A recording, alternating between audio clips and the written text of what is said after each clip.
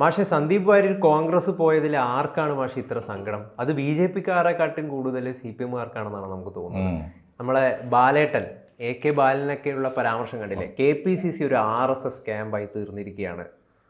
സന്ദീപ് വാര്യർ ഇപ്പോഴും ഒരു RSS-കാരനാണ്. അദ്ദേഹത്തിൻ്റെ ഇടതുവശത്ത് നിൽക്കുന്നത് RSS നേതാവിൻ്റെ മുമ്പിൽ തൊഴുത ഒരാളാണ്. വലതുവശത്ത് നിൽക്കുന്നത് സുധാകരൻ ശാഖയ്ക്ക് കാവൽ നിന്നൊരാളാണ് തുടങ്ങിയ പരാമർശങ്ങളൊക്കെയാണ് പല ആളുകളും CPM-ൻ്റെ അകത്ത് നിന്ന് ഉന്നയിക്കുന്നത്. അപ്പം ആർക്കാണ് യഥാർത്ഥത്തിൽ സന്ദീപ് വാര്യർ പോയതിൽ വേദന? അതെന്നെ, ഈ രാഷ്ട്രീയ നേതാക്കളും രാഷ്ട്രീയ പാർട്ടികളും എന്തുമാത്രം സ്വയം പരിഹാസ്യരാകുന്ന അവരറിയുന്നില്ല. ഇപ്പോൾ AK ബാലേട്ടനോട് താരതമ്യേന മോശം വാക്കുകളൊന്നും പ്രയോഗിക്കാത്ത മാന്യമായി പെരുമാറുന്ന ഒരാളാണ് AK ബാലേട്ടൻ. പക്ഷെ ബാലേട്ടനോട് ഇപ്പോൾ ഈ പ്രസ്താവന കാണുമ്പോൾ നമ്മൾ ചോദിക്കൂലേ, ബാലേട്ട നാളെ K സുധാകരൻ CPM-ലേക്ക് വന്നാലോ, നിങ്ങളപ്പോൾ സ്വീകരിക്കൂലേ? നാളെ VD സതീശൻ CPM-ലേക്ക് വന്നാലോ സ്വീകരിക്കൂലേ? ഓരോരുത്തരും രാഷ്ട്രീയ പാർട്ടികൾ മാറുന്നതിന് അവരുടേതായ അനുഭവങ്ങളും സാഹചര്യങ്ങളും ഉണ്ടാവുമല്ലോ. ഇനി CPM ഇന്നലെ വരെ RSS-ൽ നിന്ന് ആരെയും സ്വീകരിച്ചിട്ടില്ലേ? തിരിച്ചു പോയിട്ടില്ലേ? അത് ഒന്നാലോചിച്ച് നോക്കൂ. ദേശാഭിമാനിയുടെ, ഞങ്ങളൊക്കെ ദേശാഭിമാനി വായിച്ചു തുടങ്ങുന്ന കാലത്ത് ദേശാഭിമാനിയുടെ എഡിറ്റർ സ്ഥാനത്തുണ്ടായിരുന്ന ഒരു എന്തായിരുന്നു അദ്ദേഹത്തിൻ്റെ പേര്, ഇന്ദുചൂടൻ, ഓർമ്മയില്ലേ? സഖാവ് ഇന്ദുചൂടൻ പിന്നെ എങ്ങോട്ടാണ് പോയത്? അദ്ദേഹത്തിന് RSS-ലാണ് അദ്ദേഹം എത്തിപ്പെട്ടത്. അങ്ങനെ എത്തിപ്പെട്ട പലരും ഉണ്ട്. CPM communist VT Induchoodan, Venu എന്ന് പറഞ്ഞൊരു സഖാവില്ലേ, അങ്ങനെ പോയ പലരും എനിക്ക് നല്ല മീൻസ് പെട്ടെന്ന് ഓർത്തെടുക്കാൻ പ്രയാസമുള്ളൂ. ചരിത്രത്തിൽ നോക്കിയാൽ ഒരുപാട് പേര് കമ്മ്യൂണിസ്റ്റുകാരായിട്ട് പിന്നീട് സംഘപരിവാർ, സനാതനി, പഴയ നക്സലുകൾ പിന്നീട് ഭയങ്കരമായിട്ടുള്ള ഈശ്വര വിശ്വാസികളും ഹിന്ദു വിശ്വാസികളൊക്കെ ആയില്ലേ. ഫിലിപ്പം പ്രസാദിനെ കാണണമെങ്കിൽ ഇപ്പം നമ്മളെവിടെ പോകണം? ഏറ്റവും ചുരുങ്ങിയത് വള്ളിക്കാവിലെ ആശ്രമത്തിലെങ്കിലും പോണ്ടേ? അപ്പോൾ അങ്ങനെ ഉള്ള എത്ര പേരുണ്ടായിരുന്നു.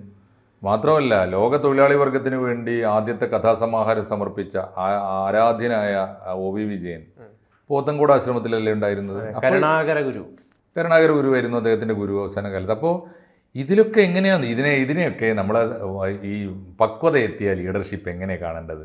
നോക്കൂ, ഈ RSS കേരളത്തിൽ RSS വിരോധം ജനങ്ങൾക്കിടയിൽ പ്രചരിപ്പിച്ചതിൽ മുഖ്യ പങ്ക് വഹിച്ചൊരു പാർട്ടി CPM തന്നെയാണ്. കാലാകാലങ്ങളായിട്ട് നിരന്തരമായിട്ട് RSS-നെ കോൺഗ്രസിനെ കാട്ടിയും ഏറ്റവും കൂടുതൽ ആക്രമിക്കുന്നത് CPM തന്നെയല്ലേ? സംശയം എന്താ ഉള്ളത്?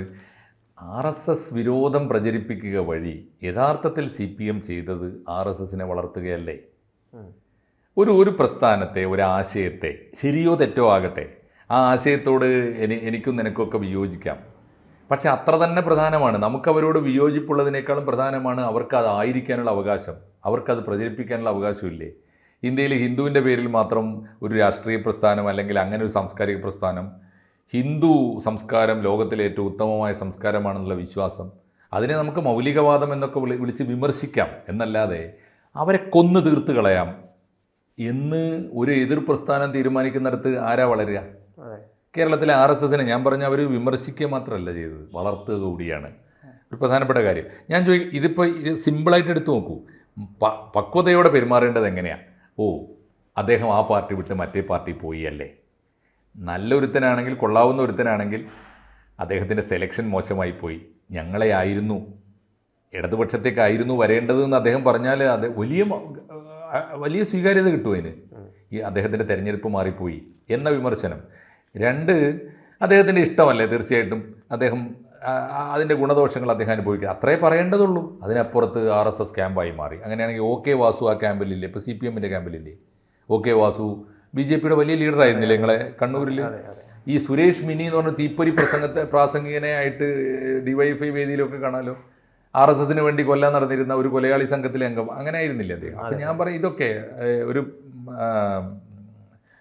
എന്താണ്, കോഴിക്കോട് ജില്ലയിൽ DYFIയുടെ ജില്ലാ പ്രസിഡൻ്റൊക്കെ ആയിരുന്ന ഒരു അങ്ങനെ ഒരുപാട് പേര് അത്തരത്തിലുണ്ട്. അങ്ങനെയാണെങ്കിൽ CPM RSS-ൻ്റെ ക്യാമ്പായി മാറി എന്ന് പറയാൻ പറ്റുമോ? RSS-ൽ നിന്ന് ഒരാൾ വന്നാൽ പോട്ടെ, കോൺഗ്രസിൽ നിന്ന് എത്ര പേര് വന്നു CPM-ൽ നിന്ന് എത്ര പേര് കോൺഗ്രസിലേക്ക് പോയി? മുസ്ലിം ലീഗിൽ നിന്ന് എത്ര പേര് സി പി എമ്മിൽ വന്നിട്ടുണ്ട്, സി പി എമ്മിൽ നിന്ന് എത്ര പേര് പോയിട്ടുണ്ടാവും? ഇതൊന്നും രാഷ്ട്രീയത്തിൽ ജനാധിപത്യപരമായ അവകാശമായി കാണുകയല്ലേ ശരി? അതുകൊണ്ട് ഇപ്പോൾ എനിക്ക് തോന്നുന്നത് എന്താണ് ഇവർക്ക് സംഭവിക്കുന്നത്? സി പി എമ്മിന് ശരിക്കും പറഞ്ഞു കഴിഞ്ഞാൽ ഒരു വല്ലാത്ത ഭയം ഉണ്ടായിട്ടുണ്ട്. കാരണം ഇപ്പം കഴിഞ്ഞ ദിവസം പിണറായി വിജയൻ തന്നെ പാണക്കാട് സന്ദീപ് പോയതിനെ വിമർശിക്കുന്നു.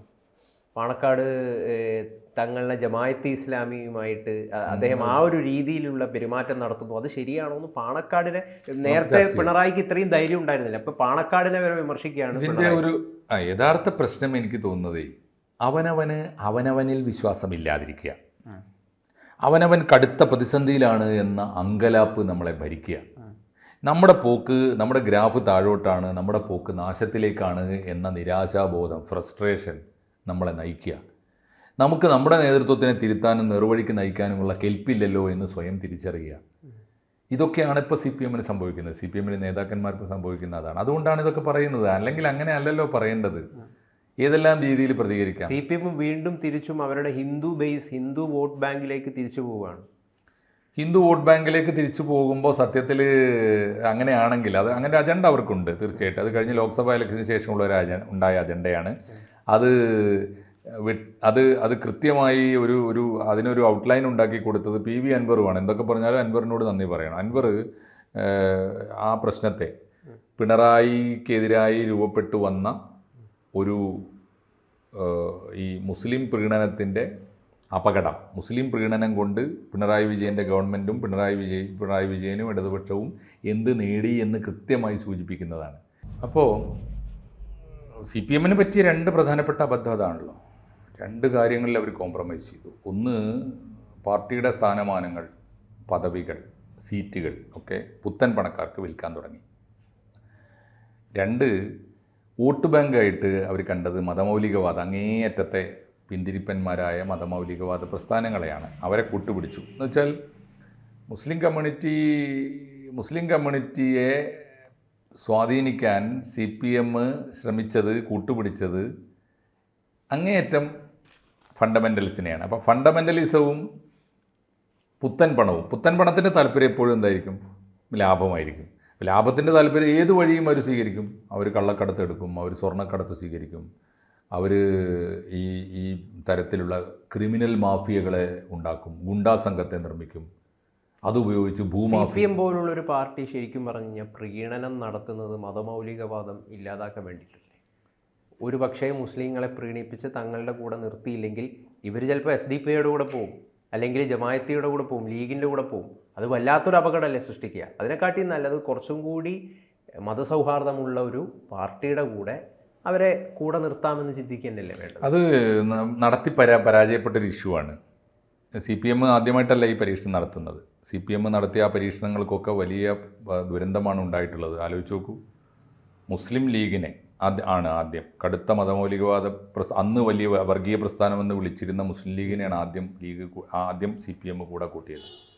അതിൻ്റെ ഫലം എന്തായിരുന്നു എന്ന് EMS തന്നെ രേഖപ്പെടുത്തിയിട്ടുണ്ട്. ആരാണ് ശക്തിപ്പെട്ടത്? അതുകൊണ്ട് മുസ്ലിം ലീഗുള്ള മേഖലകളിൽ ആര് ശക്തിപ്പെട്ടു? CPM-ന് എന്ത് സംഭവിച്ചു? CPM കമ്മ്യൂണിസ്റ്റുകാർ ദുർബലമാവുകയും ലീഗ് ശക്തിപ്പെടുകയും ചെയ്തു. അത് പരാജയപ്പെട്ടൊരു പരീക്ഷണമാണ്. ഇനി അതിൽ സ്കോപ്പില്ല. അതേസമയത്ത് ആശയത്തിലേക്ക് തിരിച്ചു വരണം. ആശയത്തിൽ എന്താ? സമുദായത്തിലെ പരിഷ്കരണവാദികളും പുരോഗമനവാദികളുമായ ആരാണോ അവരെത്ര ചെറുതായാലും അവർക്ക് ബലം കൊടുത്തിട്ട് സമുദായത്തിനകത്ത് സാമൂഹ്യ പരിവർത്തനം ഉണ്ടാക്കണം. അതുവഴി സമൂഹത്തിലും പരിവർത്തനം ഉണ്ടാക്കണം. അതാണ് CPM-ൻ്റെ പണി. ആ അജണ്ട ഉപേക്ഷിച്ചു. രണ്ട്, സംഭാവന പിരിക്കുന്നതിന് മുമ്പ്, നമ്മൾ നാളെ രാവിലെ പിരിക്കാൻ പോകുന്ന ഫണ്ട് പിരിക്കുന്നതിന് മുമ്പ് ബ്രാഞ്ച് കമ്മിറ്റി കൂടി ചർച്ച ചെയ്തിരുന്ന ആദ്യത്തെ കാര്യം നാളെ ആരെയൊക്കെ കാണാൻ പോകുന്നു. നാളെ നമ്മൾ കാണാൻ പോകുന്ന ഇന്ന ആജിയാരെ അല്ലെങ്കിൽ ഇന്നയാൾ പണം ഉണ്ടാക്കിയത് നേരായ മാർഗത്തിലാണോ അല്ലയോ അത് പരിശോധിച്ചിരുന്നൊരു കാലം പോയി. അതിനൊരു പ്രശ്നമുണ്ട്. അത് സാമുദായികമായിട്ടുള്ളൊരു പരിഷ്കരണം CPM-ന് നടത്താൻ പറ്റിയില്ല എന്ന് പറഞ്ഞല്ലോ. അതിന് ശരിക്കും പറഞ്ഞാൽ മുസ്ലിം കമ്മ്യൂണിറ്റീൻ്റെ ഒരു പ്രശ്നം കൂടിയില്ല. കാരണം സാമുദായിക പരിഷ്കരണം ഏറ്റവും കൂടുതൽ ഭംഗിയായിട്ട് നടത്തിയത് ഹിന്ദു കമ്മ്യൂണിറ്റിക്കിടയിലാണ് CPM നടത്തിയത്.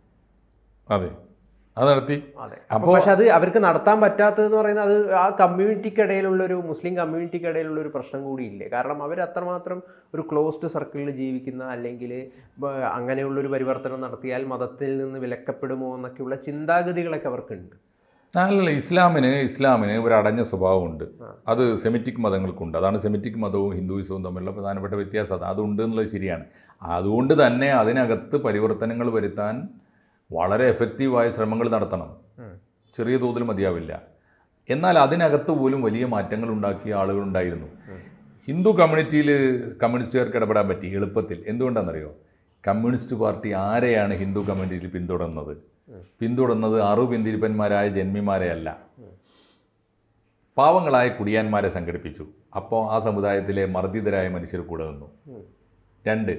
രണ്ടാമത്തെ കാര്യം ആരോടൊപ്പമാണ്?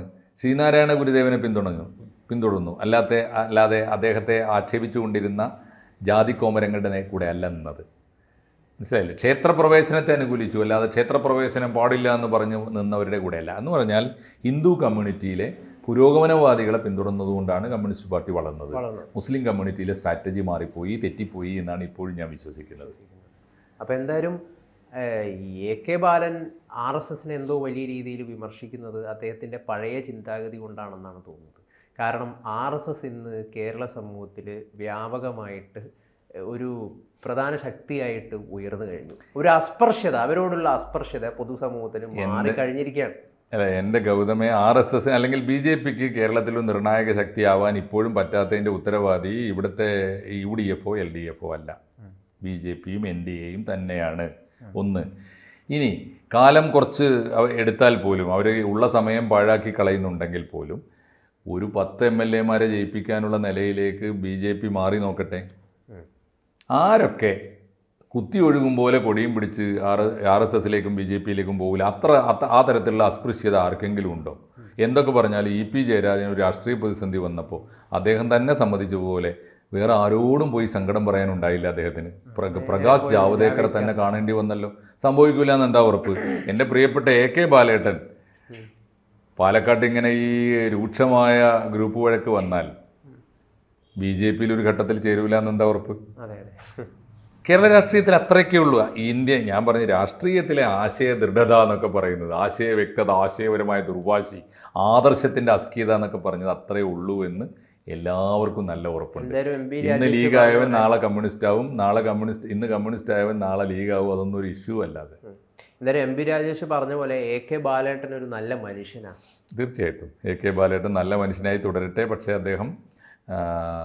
അദ്ദേഹം ഇത്തരം ഘട്ടങ്ങളിൽ കുറെ കൂടി MP രാജേഷിനെ പോലുള്ള യുവരക്തങ്ങൾക്ക് വെളിച്ചം നൽകുന്ന മട്ടിൽ പക്വതയുള്ള പ്രസ്താവനകൾ നടത്തിയാൽ, പാലക്കാട്ട് പിടിച്ചു നിൽക്കാൻ വേണ്ടി MP രാജേഷിൻ്റെ പ്രസ്താവന വന്നപ്പോൾ ഒരു കടുത്ത പ്രസ്താവന അദ്ദേഹത്തിന് കൊടുക്കേണ്ടി വന്നതാണെന്നൊക്കെ നമുക്ക് മനസ്സിലാവും. ഒക്കെ മനസ്സിലായി ബാലേട്ട. എങ്കിലും ബാലേട്ടനാവാതെ ബാലേട്ടൻ അല്ലാതാവാൻ നോക്കരുത്. പക്ഷേ മാഷെ, അവസാനമായിട്ടൊരു കാര്യം ചോദിക്കാം. ഇതിൽ ബാലേട്ടൻ പറഞ്ഞതിൽ ഒരു സത്യം കൂടിയുണ്ട്. കാരണം രാഹുൽ മാങ്കൂട്ടത്തിൽ തോൽക്കുമെന്ന വല്ലാത്ത ഭയം കോൺഗ്രസ് നേതൃത്വത്തിനുണ്ടായിരുന്നു. ഗൂഢാലോചന അങ്ങനെയാണ് നടന്നത്, സന്ദീപ് വാര്യരെ പൊക്കി. രാഹുൽ മാങ്കൂട്ടത്തിൽ തോൽക്കുമെന്ന ഭയപ്പാട് കൊണ്ടാണെന്നോ? എനിക്ക് തോന്നുന്നു സന്ദീപ് വാര്യരുടെ ഇഷ്യൂവും രാഹുൽ മാങ്കൂട്ടവും തമ്മിൽ യാതൊരു ബന്ധവുമില്ല. സന്ദീപ് വാര്യരുടെ ഇഷ്യൂവും കാരണം അവിടെ ശ്രീകൃഷ്ണകുമാർ വലിയൊരു സ്വാധീനമായിട്ട് പുറമേ അദ്ദേഹത്തിന് നമുക്ക് വലിയ രീതിയിൽ സോഷ്യൽ മീഡിയയിലോ വാചകമടി കൊണ്ടൊന്നും അദ്ദേഹം പ്രശസ്തനല്ലെങ്കിലും താഴെത്തട്ടിലിടകൾക്ക് വലിയ രീതിയിലൊരു ശക്തിയുണ്ട്. BJP നേതൃത്വത്തിനാണെങ്കിൽ ഭയങ്കര അധികം കോൺഫിഡൻസും ഉണ്ട് ശ്രീകൃഷ്ണകുമാർ ജയിക്കുമെന്നുള്ളത്. അപ്പോൾ അവിടെ ഒരു എന്തും സംഭവിക്കാൻ പറ്റുന്ന ഒരു അവസ്ഥയിൽ സന്ദീപ് വാര്യരെ പൊക്കി രാഹുലിനെ സേഫ് ആക്കിയിരിക്കുന്നു. അതൊരു ഗൂഢാലോചനയിലൂടെയാണെന്നാണ് ബാലേട്ടൻ പറഞ്ഞു വയ്ക്കുന്നത്. എനിക്ക് തോന്നുന്നു അത്ര ഗുരുതരമായ ക്രൈസിസ് ഒന്നും പാലക്കാട്ടില്ല. പാലക്കാട്ട് 1ാം റൗണ്ട് പ്രചരണം കഴിഞ്ഞപ്പോൾ ഏതാണ്ട് പകുതി പ്രചരണ കാലം പിന്നിട്ടപ്പോൾ രാഹുൽ മാങ്കൂട്ടത്തിൽ ബഹുദൂരം മുന്നിലായിരുന്നു. കൃഷ്ണകുമാർ നോവെയർ. കൃഷ്ണകുമാർ അത്ര അടുത്തൊന്നും എത്താവുന്ന 2ാം സ്ഥാനത്തുണ്ടായിരുന്നു എന്ന് പറയാം. അത്ര അടുത്തൊന്നും ആയിരുന്നില്ല. CPMന് അത്ര വലിയ കൺസേണും അല്ല ആയിട്ട് അവർ ഞാൻ മനസ്സിലാക്കുന്ന അവർ എഴുതി തള്ളിയ സീറ്റാണ്. അവിടെ അതുകൊണ്ടാണല്ലോ ഒരു സ്ഥാനാർത്ഥിയെ പോലും അവർ കാലേക്കൂട്ടി പ്ലേസ് ചെയ്യാത്തത്. തലേന്ന് രാത്രി കിട്ടിയ ഒരാളെ കൊണ്ടുപോയി നിർത്തുന്നതൊക്കെ അതുകൊണ്ടാണല്ലോ. അതാണ് അതിൻ്റെ കാര്യം. അപ്പോൾ അതുകൊണ്ടൊന്നല്ല. സത്യത്തിൽ ഇപ്പോൾ BJPക്കകത്തൊരു ഇഷ്യൂ വന്നു. ആ ഇഷ്യൂ ക്യാഷ് ചെയ്യാൻ വളരെ സമർത്ഥമായിട്ട് ക്ലാപ്പ് കൊടുക്കേണ്ട ഇഷ്യൂ അല്ലത്. സന്ദീപിനെ അഭിനന്ദിക്കണം, കോൺഗ്രസിനെ അഭിനന്ദിക്കണം. നമ്മൾ ആരും ആലോചിച്ചില്ലല്ലോ. നമ്മളെ ഈ മാപ്രകളുണ്ടല്ലോ, വേഷം കെട്ടി നമ്മൾ പറയുന്ന മാപ്രകൾ നമ്മൾ വിളിച്ച് ആക്ഷേപിക്കുന്ന നമ്മൾ ഉൾപ്പെടെയുള്ള മാധ്യമ പ്രവർത്തകന്മാർ ആരുടെയെങ്കിലും ഒരു മൂക്കിൽ ഈ മണം തടഞ്ഞില്ലല്ലോ.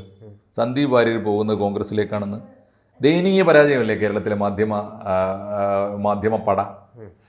അത് മാത്രമല്ല, സന്ദീപ് വാര്യരും ആ രഹസ്യം അതീവ രഹസ്യമായി സൂക്ഷിച്ചു. പക്ഷെ സുരേന്ദ്രൻ അറിഞ്ഞിരുന്നു എന്നാണ് കഴിഞ്ഞ ദിവസം പറയുന്നത്. എനിക്കിതൊക്കെ അറിയായിരുന്നു, ഞാൻ പറയായിരുന്നില്ല. അതിനേക്കാൾ വലിയ എന്തായാലും ഇനി എന്തൊക്കെയാണ് നടക്കാൻ പോകുന്നതെന്നും എനിക്കറിയാം.